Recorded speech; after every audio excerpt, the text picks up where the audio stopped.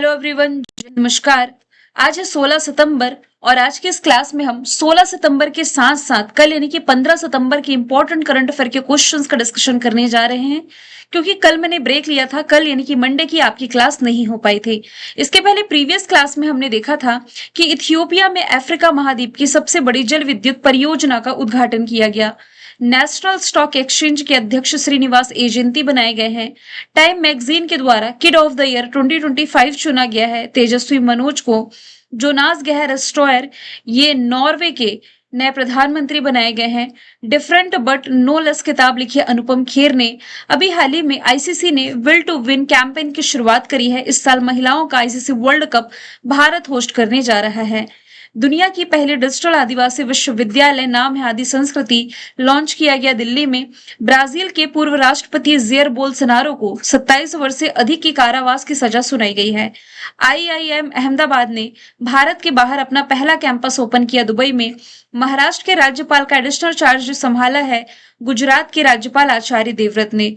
उत्तराखंड में sustainable tourism को बढ़ावा देने के लिए भारत और एडीबी के बीच में $126 मिलियन से अधिक के ऋण समझौते पर हस्ताक्षर किए गए। रक्षा मंत्री राजनाथ सिंह ने मुंबई से समुद्र प्रदक्षिणा अभियान लॉन्च किया है। नेपाल के इतिहास की पहली महिला प्रधानमंत्री सुशीला कार्की बनी है। तो सभी क्वेश्चंस प्रीवियस क्लास में डिटेल में हमने देखा था। शुरू करते हैं आज का हमारा पहला सवाल है भारत के किस पूर्व प्रधानमंत्री को मरणोपरांत पीवी नरसिम्हा राव अवार्ड से सितंबर 2025 में सम्मानित किया गया। आंसर इसका हो जाएगा डॉक्टर मनमोहन सिंह। तो डॉक्टर मनमोहन सिंह ये देश के तो पूर्व प्रधानमंत्री थे, साथ ही देश के पूर्व वित्त मंत्री भी थे। तो भारत के आर्थिक परिवर्तन और राष्ट्र निर्माण में इनके द्वारा दिए गए अहम कंट्रीब्यूशन के लिए सम्मानित किए गए। इनके बिहाफ पर यह अवार्ड इनकी वाइफ गुरशरण कौर ने रिसीव किया है। इस पुरस्कार की स्थापना PV Narasimha Rao memorial foundation के द्वारा अर्थशास्त्र के क्षेत्र में विशिष्ट योगदान को सम्मानित करने के पर्पज से की गई थी। तो जो मनमोहन सिंह जी है, इन्होंने अर्थशास्त्र के क्षेत्र में क्या कंट्रीब्यूशन दिया? देखिए, ये देश के पूर्व प्रधानमंत्री तो थे ही, लेकिन ये देश के पूर्व वित्त मंत्री भी थे। और जब ये वित्त मंत्री थे तब देश जो है ये आर्थिक संकट से गुजर रहा था। तो ये लेकर के आए थे एलपीजी मॉडल। आप लोगों ने डेफिनेटली पढ़ा होगा एलपीजी मॉडल के बारे में। L for liberalisation, P for privatisation, G for globalisation. Hindi में यदि मैं कहूं तो उदारीकरण, निजीकरण और वैश्वीकरण। ये मनमोहन सिंह जी की ही देन है, जिसके कारण उस समय भारत को आर्थिक संकट से निपटने में मदद मिली थी। और लास्ट ईयर ही इनका निधन हुआ। इनके निधन के बाद जो बैंगलोर सिटी यूनिवर्सिटी है, इसने अपना नाम बदल करके मनमोहन सिंह के नाम पर किया। और इस साल जनवरी के महीने में हिमाचल प्रदेश लोक प्रशासन संस्थान का नाम भी पूर्व प्रधानमंत्री मनमोहन सिंह जी के नाम पर किया गया है। अब देखिए, अटल बिहारी वाजपेयी जी, पीवी नरसिम्हा राव, चौधरी चरण सिंह, ये तीनों ही ऑप्शन आपको दिखाई दे रहे हैं। देश के पूर्व प्रधानमंत्रियों के नाम है ये।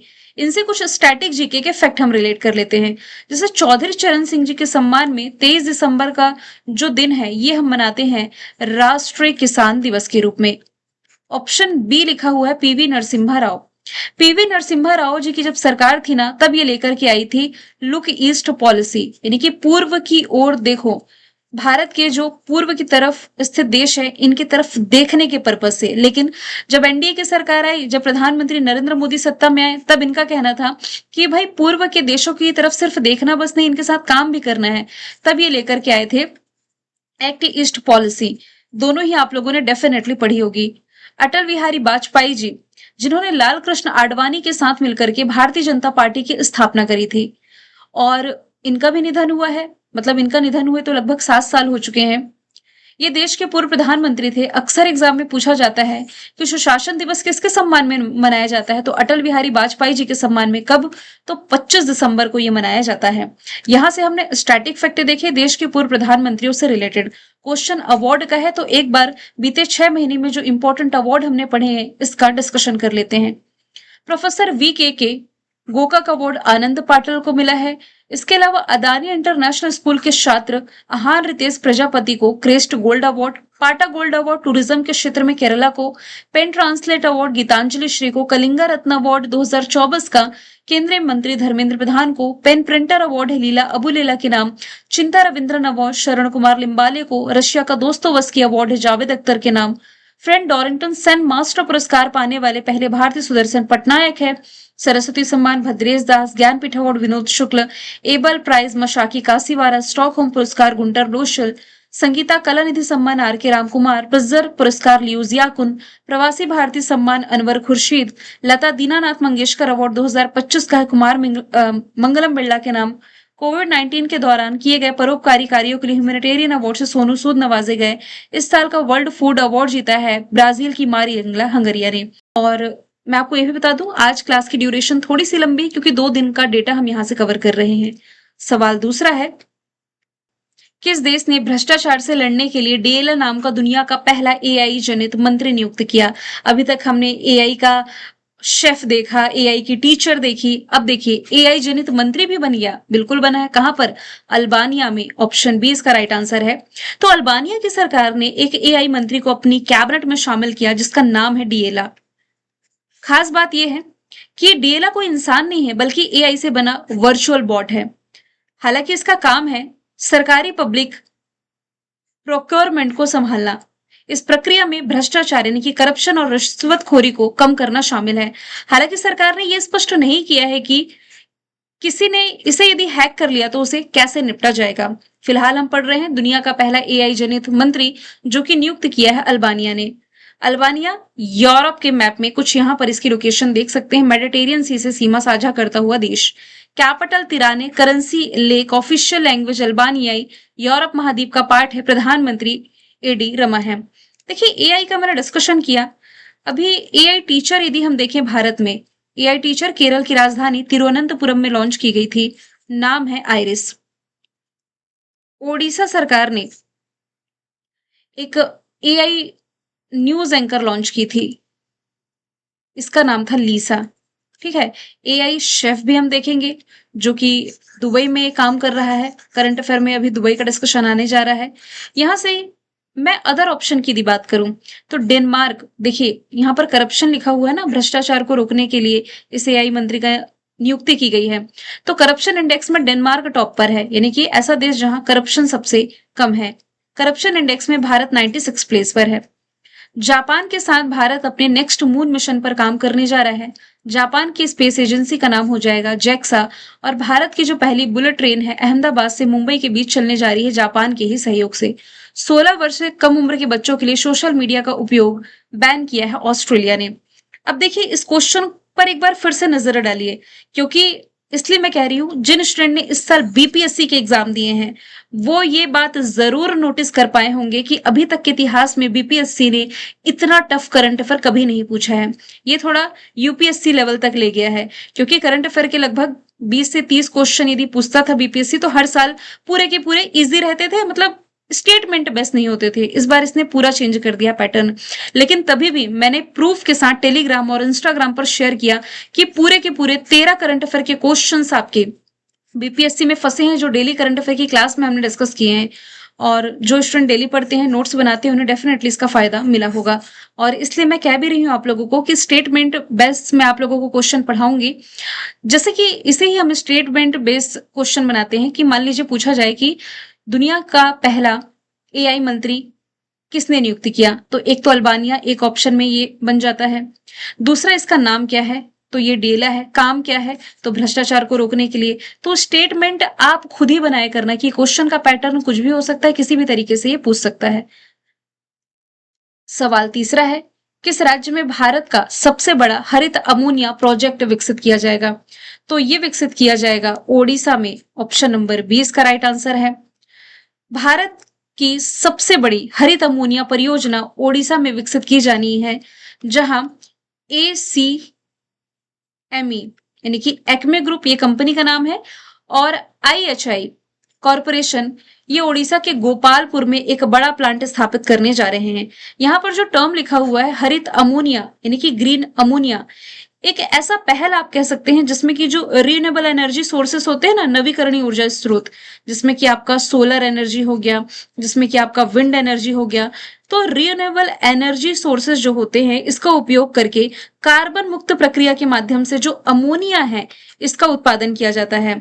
और इसमें जो पानी होता है यानी कि वाटर का इलेक्ट्रोलाइसिस करके ग्रीन हाइड्रोजन में इसे कन्वर्ट किया जाता है और आप सभी जानते हैं फिर ग्रीन हाइड्रोजन को नाइट्रोजन के साथ मिलाकर के ग्रीन अमोनिया तैयार हो जाएगा। फिर इसका उपयोग जो है भारी उद्योगों में कार्बन उत्सर्जन को कम करने के लिए किया जाएगा। ग्रीन शिपिंग के लिए ईंधन के रूप में इसका इस्तेमाल किया जा सकता है। तो ये इसके फायदे हैं। इस प्रोजेक्ट के बारे में यदि हम बात करें, इसे भी आप स्टेटमेंट वाइज बना सकते हैं। कहाँ स्थापित किया जाना है? गोपालपुर ओडिशा में। साझेदारी जिन कंपनी के बीच है ये मैंने बता दिया। क्षमता इसकी है 1.2 मिलियन टन प्रति वर्ष हरित अमोनिया के उत्पादन की। इन्वेस्टमेंट इसमें कुल 5 बिलियन अमेरिकी डॉलर का किया जा रहा है। लक्ष्य है भारत के ग्रीन हाइड्रोजन और अमोनिया क्षेत्र के विकास में एक महत्वपूर्ण मील का पत्थर। अब ये प्लांट ओडिशा में स्थापित होने जा रहा है। तो ओडिशा को आप देखेंगे मैप के थ्रू तो इंडिया के मैप में कुछ यहाँ पर है, बे ऑफ बंगाल से लगा हुआ। ओडिशा की राजधानी भुवनेश्वर। मुख्यमंत्री मोहन चरण मांझी। राज्यपाल हरिबाबू कंबलपति।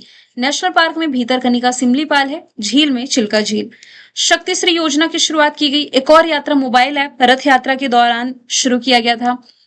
टाटा स्टील ने ओडिशा में भारत की सबसे बड़ी ब्लास्ट फर्नेस की शुरुआत करी। मनकड़िया समुदाय को विशेष आदिवासी समूह का दर्जा दिया गया। देश की पहली सिलिकॉन कार्बाइड सुविधा 24 चलने वाला पहला अनाज एटीएम आप कह सकते हैं। कामकाजी महिलाओं को पीरियड लीव देने वाला तीसरा राज्य बना।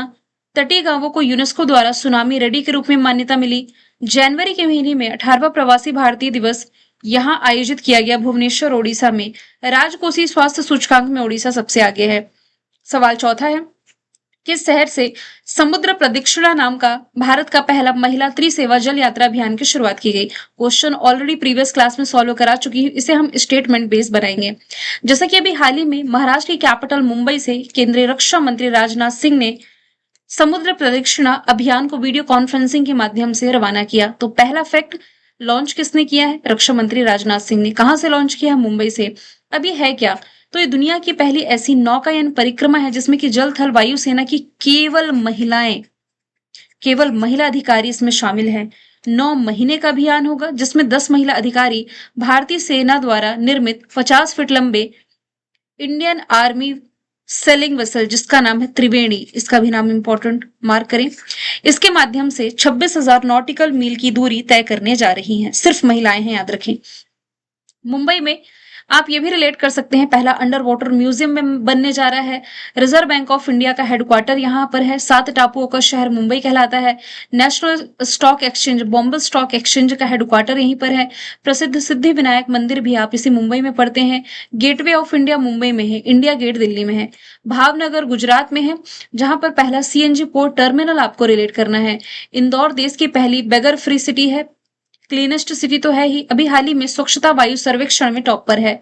बेहटा कहां पर है? तो ये है आपका पटना के पास में। बिहार की कैपिटल पटना के पास ही बेहटा है जहां पर बिहार का पहला ड्राई पोर्ट यानी कि बिहार का पहला सूखा बंदरगाह बनने जा रहा है।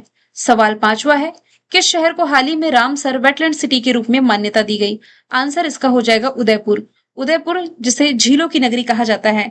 आप में से काफी सारे स्टूडेंट एमपी से वीडियो देख रहे होंगे। देखिए आपके एमपी में झीलों की नगरी ये भोपाल को कहा जाता है। यहाँ पर हम उदयपुर का डिस्कशन कर रहे हैं जिसे 9 सितंबर को वेटलैंड सिटी के रूप में मान्यता मिल चुकी है। जलवायु परिवर्तन मंत्रालय द्वारा आयोजित स्वच्छ वायु सर्वेक्षण पुरस्कार एवं वेटलैंड सिटी सम्मान समारोह 2025 के दौरान केंद्रीय मंत्री भूपेंद्र यादव ने ये जो सर्टिफिकेट है उदयपुर के प्रतिनिधियों को सौंप दिया है। इस सम्मान के साथ उदयपुर विश्व के उन चुनिंदा शहरों में शामिल हो गया है जिन्होंने शहरी आर्द्र भूमियों के संरक्षण में अनुकरणीय कार्य किया। श्रीनगर की यदि हम बात करें, करंट अफेयर में हमने देखा है कि जो श्रीनगर है इसे वर्ल्ड क्राफ्ट काउंसिल के द्वारा वर्ल्ड क्राफ्ट सिटी यानी कि विश्व शिल्प शहर के रूप में मान्यता मिली है। कोटा जो है ये देश का पहला ट्रैफिक लाइट फ्री सिटी है। दुनिया का पहला ट्रैफिक लाइट फ्री सिटी यदि पूछा जाता तो थिम्पू है। सांची मध्य प्रदेश का है। देश की पहली सोलर सिटी हो जाएगी। अगला सवाल है, आभूषण व्यापार को मजबूत करने के लिए भारत ने किस शहर में सेजेक्स 2025 की शुरुआत की? इसकी शुरुआत अभी हाल ही में सऊदी अरब के जिद्दा में की गई है। ऑप्शन नंबर सी इसका राइट आंसर हो जाएगा। यहाँ पर जो टर्म लिखा हुआ है सेजेक्स, ऐसे मतलब Saudi Arab, J for jewellery, EX for exposition. तो अभी हाल ही में 11 से 13 सितंबर तक सऊदी अरब के जिद्दा में सेजेक्स का आयोजन किया गया है। भारतीय रत्न और आभूषण निर्यात संवर्धन परिषद, जिसे आप कह सकते हैं जीजेईपीसी, जीजेईपीसी की फुल फॉर्म बनती है James and jewellery export promotion council.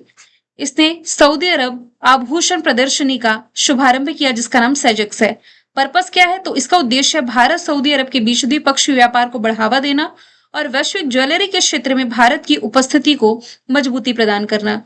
जेद्दा में ही ना लास्ट ईयर जो आईपीएल 2025 था, इसमें खिलाड़ियों की नीलामी हुई थी जिसमें कि सबसे महंगे खिलाड़ी ऋषभ पंत चुने गए थे।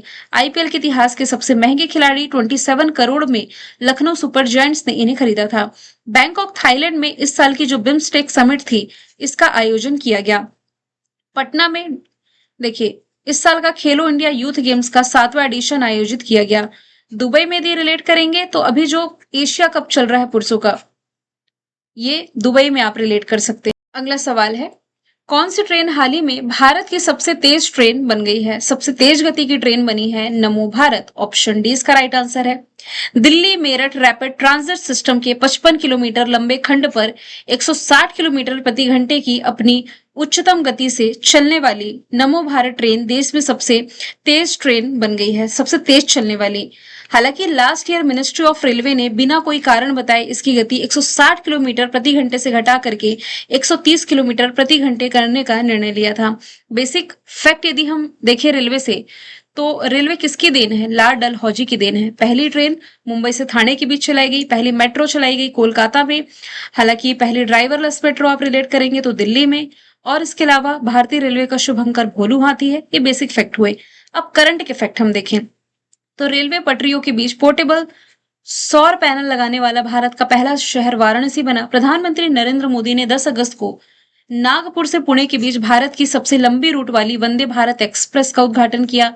भारत ने अब तक की सबसे लंबी मालगाड़ी का सफल ट्रायल किया है जिसका नाम रुद्राक्ष है। ये भारत ही नहीं एशिया की सबसे लंबी मालगाड़ी मानी जा रही 4.5 किलोमीटर। दुनिया के सबसे ऊंचे रेलवे आर्क ब्रिज का उद्घाटन जम्मू कश्मीर में महाराष्ट्र ने कोंकण रेलवे कॉरपोरेशन लिमिटेड के भारतीय रेलवे के साथ विलय को मंजूरी दी। रेल नेटवर्क से जुड़ने वाली पूर्वोत्तर की चौथी राजधानी आइजोल बनी है। 100% रेल विद्युतीकरण हासिल करने वाला 24वां राज्य यूटी बना है गुजरात। नेक्स्ट क्वेश्चन है, डब्ल्यूएचओ के अनुसार दुनिया में कितने लोग मानसिक स्वास्थ्य समस्याओं से यानी कि मेंटल हेल्थ डिसीज भी आप इसे कहते हैं, इससे ग्रस्त हैं, जिससे प्रत्येक 100 मौतों में से एक मौत आत्महत्या के कारण होती है, सुसाइड के कारण होती है। तो दुनिया भर में 1 अरब से अधिक लोग हैं जो कि स्वास्थ्य समस्या, मानसिक स्वास्थ्य समस्या आप कह सकते हैं, मेंटल हेल्थ से पीड़ित हैं। और हर मौत सुसाइड, 100 में से एक मौत आप कह सकते हैं सुसाइड करने से होती है, आत्महत्या करने से होती है। डब्ल्यूएचओ ने जो आंकड़े रिलीज किए हैं इसके अनुसार 2021 में सभी आयु वर्ग के अनुमानित 7,27,000 लोगों ने सुसाइड के कारण अपनी जान गंवाई है। मतलब इतना ज्यादा मेंटल प्रेशर हो जाता है, लोग उस समस्या से निपट नहीं पाते या झेल नहीं पाते, जिसके कारण उन्हें इजी ऑप्शन लगता है सुसाइड करना। ये आंकड़े कहते हैं वर्ष 2021 में दुनिया भर में जो मौतें हुई, सभी मौतों में से 1.1% सुसाइड के कारण हुई, जिसका अर्थ है कि हर 100 में से एक मौत का कारण आत्महत्या है। इनमें से 20 से ज्यादा आत्महत्या के प्रयासों में एक व्यक्ति की मौत हो गई, यानी कि 20 लोगों ने ट्राई किया, एक की मौत हुई। इसमें डब्ल्यूएचओ का यह भी कहना है कि 1 अरब से ज्यादा लोग हैं जो कि मानसिक स्वास्थ्य विकार से गुजर रहे हैं। आंकड़े ये कहते हैं कुल सुसाइड ये याद रखने की जरूरत नहीं कितने पुरुषों ने की, कितने महिलाओं ने, बस ये है कि आंकड़े बढ़ रहे हैं। डब्ल्यूएचओ का फॉर्मेशन ईयर 7 अप्रैल 1948 जेनेवा में, मुख्यालय पेरेंट ऑर्गेनाइजेशन यूनाइटेड नेशंस ही है, टेड्रोस अदानोम हेड है। रिसेंटली डब्ल्यूएचओ ने नेपाल को रुबेला मुक्त घोषित किया, निद्रा रोग मुक्त घोषित किया डब्ल्यूएचओ ने केन्या को। अभी हाल ही में डब्ल्यूएचओ ने हेपेटाइटिस डी को कैंसरकारी घोषित किया है। 2030 तक सभी के लिए किफायती नेत्र देखभाल सुनिश्चित करने के लिए इसने ग्लोबल स्पेक्स 2030 की शुरुआत करी है। रिसेंटली सेनेगल को डब्ल्यूएचओ ने ट्रैकोमा मुक्त घोषित किया। हालांकि लास्ट ईयर ये भारत को भी ट्रैकोमा मुक्त घोषित कर चुका है। डब्ल्यूएचओ द्वारा मलेरिया मुक्त प्रमाणित होने वाला अमेज़न का पहला देश सूरीनाम बना। मां से बच्चे तक एचआईवी का संचरण समाप्त करने के लिए डब्ल्यूएचओ की गोल्ड टियर स्थिति प्राप्त करने वाला पहला अफ्रीकी देश बोत्सवाना है। ट्रैकोमा उन्मूलन के लिए इसने भारत को भी सर्टिफिकेट प्रदान किया। तो यहाँ हमने सिर्फ डब्ल्यूएचओ के करंट अफेयर देखे हैं। 2 इंपॉर्टेंट डे हमने मिस कर दिए हैं। राष्ट्रीय हिंदी दिवस ये 14 सितंबर को मनाया जाता है, जबकि अंतरराष्ट्रीय हिंदी दिवस 10 जनवरी है। 14 सितंबर को देश भर में राष्ट्रीय हिंदी दिवस मनाया गया। इस दिन यानी कि 1949 में भारत की संविधान सभा में हिंदी को देश की आधिकारिक भाषा का दर्जा दिया गया था। इसके अलावा विश्व ओजोन दिवस ये आज हम पढ़ रहे हैं 16 सितंबर को। विश्व ओजोन दिवस हर साल 16 सितंबर को ओजोन परत के महत्व और इसके संरक्षण की आवश्यकता के बारे में अवेयरनेस बढ़ाने के लिए मनाया जाता है। यह ओजोन परत के क्षरण के बारे में लोगों को अवेयर करती है। 16 सितंबर 1987 को संयुक्त राष्ट्र और 45 अन्य देशों ने ओजोन परत को क्षरण करने वाले पदार्थों पर मॉन्ट्रियल प्रोटोकॉल पर हस्ताक्षर किए थे। इसे आप इंपॉर्टेंट मार्क करें। इस बार की जो वर्ल्ड ओजोन डे की थीम है ये है विज्ञान से वैश्विक कार्रवाई तक। इंग्लिश में भी मैं मेंशन कर दूंगी, from science to global action. अभी तक हमने जो इंपॉर्टेंट डेज देखे हैं सितंबर में, 1 से 7 सितंबर तक राष्ट्रीय पोषण सप्ताह, 5 सितंबर नेशनल टीचर्स डे और international charity day. National teachers day Sarvepalli Radhakrishnan के सम्मान में, international charity day mother Teresa के सम्मान में। 8 सितंबर लिटरेसी डे और 10 सितंबर विश्व आत्महत्या रोकथाम दिवस। 11वां सवाल है, प्रधानमंत्री नरेंद्र मोदी ने पूर्वोत्तर भारत के किस राज्य के पहले रेल नेटवर्क का उद्घाटन किया? तो अभी हाल ही में मिजोरम, यहां से आप रिलेट करेंगे ऑप्शन डी। प्रधानमंत्री नरेंद्र मोदी अभी हाल ही में पूर्वोत्तर राज्यों के दौरे पर है, मिजोरम, मणिपुर, असम। यहाँ इन्होंने कई विकास परियोजनाओं को उद्घाटन किया। तो मिजोरम की राजधानी आइजोल में पहली बार भारतीय रेल नेटवर्क, मतलब ये कनेक्ट हो गया भारतीय रेल से। एक नई रेल लाइन इसमें शामिल कर ली गई है। इन्होंने 58.38 किलोमीटर लंबी बैराबी सैरांग रेलवे परियोजना और 3 नई ट्रेनों का उद्घाटन किया है। लगभग 8,000 करोड़ की लागत से बनी परियोजना एक ऐतिहासिक उपलब्धि है, क्योंकि इससे राज्य की राजधानी आइजोल को पहली बार भारतीय रेल नेटवर्क ये जुड़ने जा रहा है रेलवे नेटवर्क से। वैसे मैंने बताया था कि सिक्किम में अभी तक रेलवे स्टेशन की व्यवस्था नहीं है। इसके पहले रेलवे स्टेशन की आधारशिला रख दी गई है रंगपो में। मिजोरम की कैपिटल आइजोल, मुख्यमंत्री लाल दोहुमा राज्यपाल हो जाएंगे विजय कुमार सिंह। इसका हाईकोर्ट गुवाहाटी उच्च न्यायालय के अंतर्गत आता है, असम वाला। देश का पहला पूर्ण साक्षर राज्य मिजोरम ही बना है, ठीक है, इसमें कंफ्यूज नहीं होइएगा। दूसरा गोवा बना, तीसरा त्रिपुरा बना, चौथा भी हिमाचल बन गया है। चाप चारकुट फेस्टिवल यहाँ मनाया जाता है। सवाल 12वां है, किस देश ने अपने पहले स्वदेशी मलेरिया वैक्सीन जिसका नाम है एडफाल्सीवैक्स विकसित करने की घोषणा करी है? पहला स्वदेशी मलेरिया वैक्सीन जिसका नाम एडफाल्सीवैक्स है ये विकसित करने जा रहा है भारत।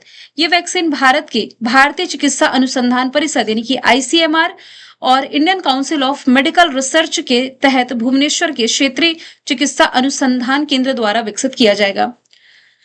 अब भारत इसे विकसित कर रहा है। यदि पूछा जाए कि भारत द्वारा विकसित की जाने वाली पहली स्वदेशी मलेरिया वैक्सीन का नाम, तो ये एडफाल्सीवैक्स, इंपॉर्टेंट मार्क करेंगे आप।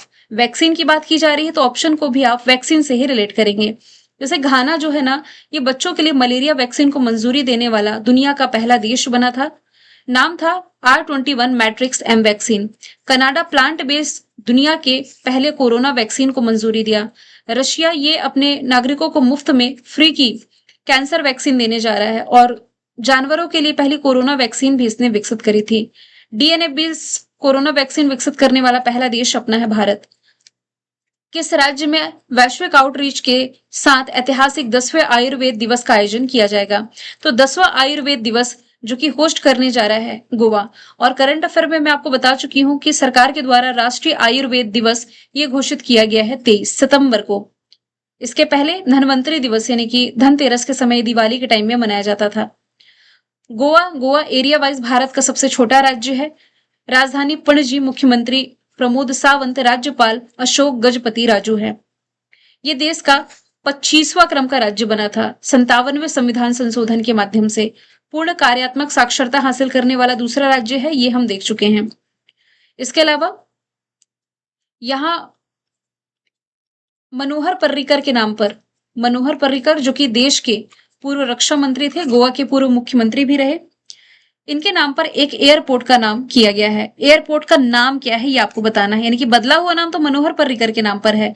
किस एयरपोर्ट का नाम बदल करके मनोहर पर्रिकर के नाम पर किया गया ये आपको बताना है।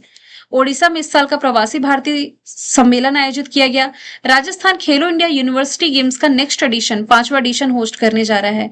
मेघालय में भी भारत और थाईलैंड के बीच चलने वाली एक एक्सरसाइज है जिसका नाम है मैत्री। ये आयोजन हो रहा है 1 से 14 सितंबर तक ये आयोजित किया जा चुका है। और लास्ट का क्वेश्चन आपके लिए है, किसके द्वारा प्राचीन भारतीय पांडुलिपियों के डिजिटलीकरण और इसके संरक्षण में तेजी लाने के लिए तथा पारंपरिक ज्ञान के प्रसार के लिए ज्ञान भारतम पोर्टल लॉन्च किया गया। रिसेंटली लॉन्च किया है प्राइम मिनिस्टर नरेंद्र मोदी ने। इसको आप स्टेटमेंट बेस ही पढ़े, क्वेश्चन और इसका एक्सप्लेनेशन। प्रधानमंत्री नरेंद्र मोदी ने ज्ञान भारतम पोर्टल का शुभारंभ किया है।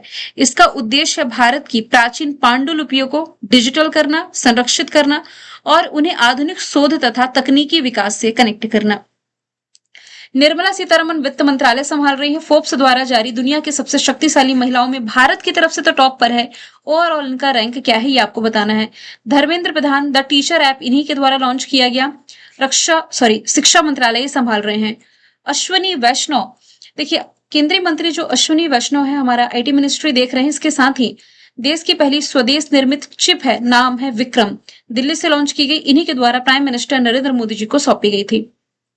मैंने प्रीवियस क्लास में आपसे जो क्वेश्चन पूछा था उसे पूछे तो 2 दिन हो गए हैं, इसलिए वो मैंने ऐड नहीं किया है। थोड़ा क्वेश्चन पुराना है आपके लिए। अगस्त महीने में मैंने आपको पढ़ाया है कि कौन सा देश है दुनिया का सबसे बड़ा कोयला उपभोक्ता देश घोषित किया गया है। तो आंसर इसका जो भी आप कमेंट बॉक्स में बताइए। साथ में टॉप पर कौन सी कंट्री ये भी आपको बताना है। मिलेंगे नेक्स्ट वीडियो में। यदि आप चैनल पर नए हैं तो चैनल पर फीडबैक देना बिल्कुल ना भूलें। Thank you so much.